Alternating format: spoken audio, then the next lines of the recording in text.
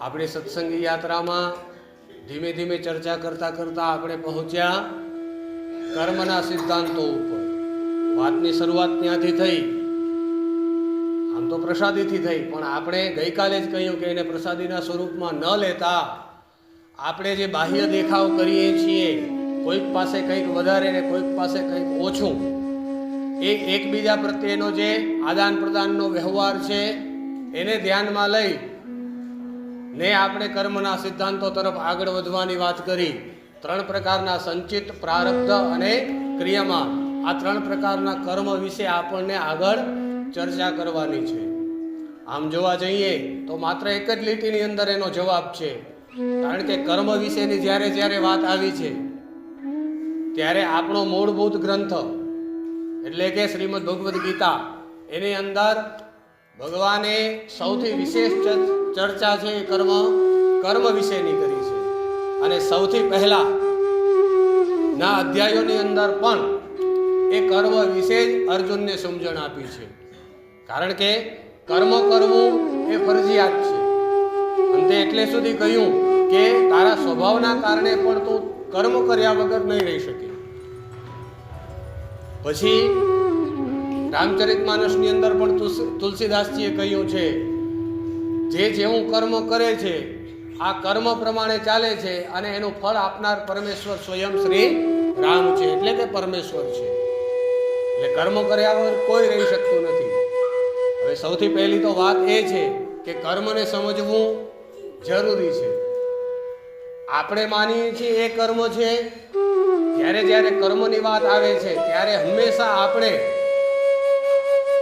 જે 3 પ્રકારના કર્મ છે એ કર્મમાંથી ઘણી વખત આપણે માત્ર ને માત્ર પુણ્ય અર્ચિત કરવા માટે થઈને જ કર્મ કરીએ છીએ.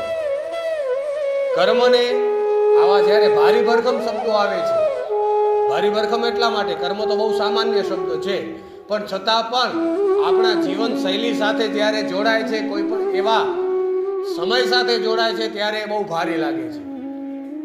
અને એટલે સુધી પણ કહેતા હોય કે જેવા કર્મ કરીએ એવા ફળ મળે, પણ હંમેશા એ બીજા માટે ઉપયોગ થતો હોય છે, પોતાની માટે ક્યારેય ઉપયોગ થતો નથી.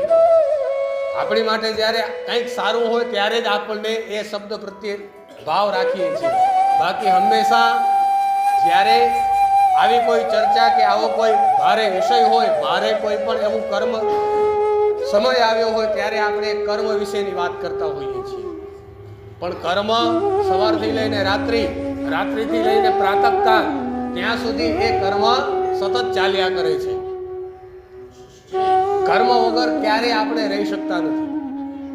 કર્મ પણ આપણે માત્ર એવું વિચારીએ કે આપણે હાથથી કરીએ એ જ કર્મ છે, પગથી કરીએ એ જ કર્મ છે, શરીરથી કરીએ એ જ કર્મ છે, પણ કર્મ પણ 3 પ્રકારના. ફળ મળવાની તો પછી વાત રહી, કે કર્મ ભેગું થયું અને પછી એ મળવાનું છે, એ તો પછીની વાત રહી. સૌથી પહેલી વાત તો એ, પણ કર્મ પણ 3 પ્રકારના. કર્મ પણ 3 પ્રકારના. વાણીથી પણ કર્મ કરી શકીએ છીએ, શરીરથી પણ કર્મ કરી શકીએ છીએ અને મનથી પણ કર્મ કરી શકીએ છીએ. એટલે આપણે કયા પ્રકારનું કર્મ કરીએ છીએ? હવે આપણે, કારણ કે એક વાત તો નક્કી છે કે જેવું કર્મ કરશું, અનાજનો દાણો સીધો વાવશું કે ઊંધો વાવશું, પૃથ્વીની અંદર એ ઉગી નીકળશે, એ વાત સાચી. પછી એ કેટલું સ્વરૂપ ધારણ કરે છે. જો આપણે કોઈક સારું બી વાવ્યું હશે તો એ મોટા વૃક્ષ જેવું થશે, અને નાના છોડવા જેવું બી વાવ્યું હશે તો એ નાનું છોડવું થશે. એટલે કર્મ શું છે? કર્મ કઈ પ્રકારે આપણે કરીએ છીએ? સૌથી પહેલા તો આપણા કર્મના પ્રકાર આપણને જાણવા જોઈએ, પછી આપણે સિદ્ધાંત ઉપર જઈ શકીએ છીએ. સૌથી પહેલા આપણે 3 પ્રકારના જે કર્મ કરીએ છીએ, ઘણી વખત બોલીએ પણ છીએ છતાં પણ આપણા ધ્યાનમાં નથી હોતું, તો બોલીને બંધાઈએ છીએ, એ પણ કર્મ છે. ઘણી વખત માત્ર વિચારથી પણ કર્મ કરીએ છીએ અને શરીર દ્વારા પણ કર્મ કરીએ છીએ. એટલે 3 પ્રકારના કર્મ છે, કાયિક, વાચિક અને માનસિક. આ 3 પ્રકારના કર્મ આપણે કરીએ છીએ. શરીરથી વધારે કર્મ કરીએ છીએ, એનાથી વધારે બોલીને કરીએ છીએ, અને એનાથી પણ વધારે સૌથી વિશેષ કર્મ મનથી કરીએ છીએ. તો આ 3 પ્રકારના કર્મ, હવે આપણે જ્યારે કર્મના સિદ્ધાંતો વિશે ચર્ચા કરીએ ત્યારે આપણને એ વિચારવાનું રહ્યું કે આવા પ્રકારના કર્મ આપણે કાયાથી કરીએ છીએ, મનથી કરીએ છીએ કે વાણીથી કરીએ છીએ. આ વાત આવી કર્મની. ભારે ભરખમ શબ્દો જ્યારે આવતા હોય ત્યારે આપણને હંમેશા પુણ્ય માર્ગની અંદર જ લઈ જતા હોઈએ છીએ. પણ એ માર્ગ પણ બે પ્રકારના છે. જ્યારે 14 રત્નો વિશે સાંભળતા હતા ત્યારે હાઈવે હતો અને એમાં જેમ આડા આડા રસ્તા ફૂટતા હતા એમ કર્મમાં પણ એવું જ છે કે સીધે સીધા કર્મ 3 પ્રકારના, કાયિક, વાચિક, માનસિક 3 પ્રકારના કર્મના સિદ્ધાંત. સંચિત કર્મ, ક્રિયમાન કર્મ અને પ્રારબ્ધ કર્મ. આ સીધે સીધા બે આવા જવાના રસ્તા. અને કર્મ આપણે જે કરીએ છીએ આ 3 પ્રકારના કર્મ. ભારે ભરખમ શબ્દ એટલા માટે કહ્યો છે કે આપણે હંમેશા સત્કર્મ માટે થઈને જ ઉપયોગ કરીએ છીએ. પણ એના પણ બે રસ્તા છે, એક કર્મ અને બીજું અકર્મ. કર્મ એટલે કે સત્કર્મ આપણે કરીએ છીએ એ, અને અકર્મ એટલે કે જ્યાં શાસ્ત્રોએ ના પાડી છે કે આવા કર્મ કરવા જોઈએ નહીં, આને કહેવાય અકર્મ. સૌથી પહેલા તો કર્મ શું છે એ પણ આપણને ખબર હોવી જોઈએ. એવું નથી કે સત્કર્મ કરીએ છીએ એ ચોપડે ચડે છે, અકર્મ કરીએ એ પણ ચોપડે ચડે છે. અને એવું પણ નથી કે આપણે જે કરીએ છીએ એને સફાઈ કરવા માટે થઈને કે સારું કરવા માટે થઈને સત્કર્મ કરીએ, ત્યાં કોઈ ધોવાની વ્યવસ્થા નથી. કર્મ એટલે શું? સીધી સાદી ભાષામાં આપણે કહીએ તો વ્યાપાર વૃત્તિ.